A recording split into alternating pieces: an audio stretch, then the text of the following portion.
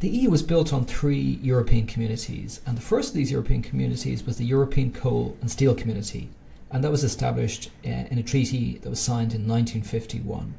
So this was a very narrow area of cooperation, establishing a common market for coal and steel.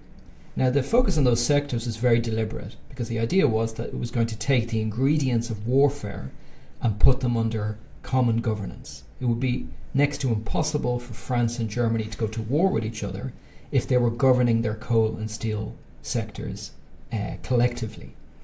And so this community had, I would say, mixed success. It didn't necessarily achieve its stated aims of having a more competitive coal and steel industry or finding a way to revitalize these industries, but it showed that European countries could work together. And they quickly built on this to two other European communities, the European Atomic Energy Community, which tried to have cooperation in the area of nuclear power, and the better known European Economic Community. And that had at its core the idea of a common market, so free trade between the participating member states, but also common policies in areas like agriculture or transport. So these European communities were up and running by the late 1950s. They were very dynamic in their early years, and they reached some difficulties from the mid-1960s onwards.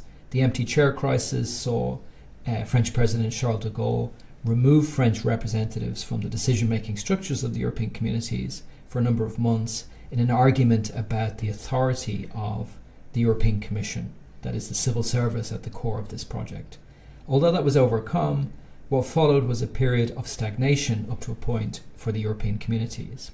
And one thing I talk about in the book was the attempt to put forward the idea of European Union, not just in the Maastricht Treaty in 1992 and 1993, but also in a project for European Union in the mid-1970s.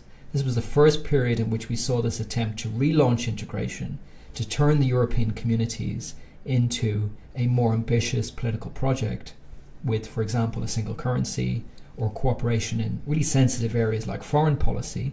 But those ideas fell flat. They were discussed in the 1970s, but there wasn't sufficient political support. The European economy at the time was rocked by economic crises as a result of the oil shocks. But those ideas continued to percolate, and we see the European community taking some elements of those plans for European Union in Maastricht and finally realizing them in 1993.